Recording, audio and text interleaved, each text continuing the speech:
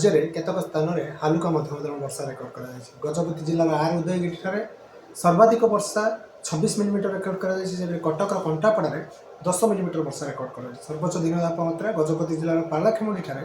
38.2 degree Celsius record कर केतक स्थान में 36 डिग्री कि अधिक दिन तापमात्रा रेकर्ड कर भुवनेश्वर में गतकाली 35.2 डिग्री सेल्सियस रेकर्ड होता बेले कटक में 34.2 डिग्री सेल्सियस दिन तापमात्रा रेकर्ड कर बर्तमान कौन निर्दिष्ट पाणीपागर प्रभाव ना किंतु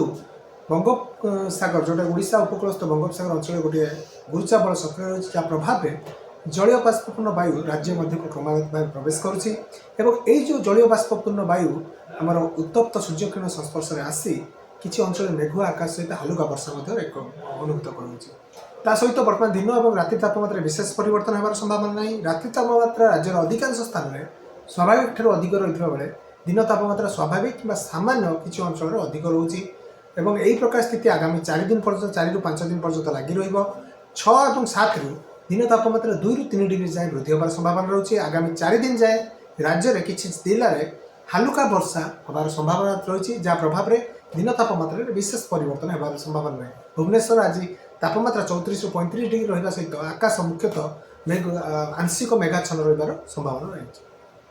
गंजाम समाचार आपणकर लेटेस्ट खबर पई लाइक शेयर सब्सक्राइब एवं फॉलो करंतु। गंजाम समाचार फेसबुक यूट्यूब ट्विटर पेज को अधिक तथ्य पई विजिट करंतु आम वेबसाइट www.ganjamsamachar.com।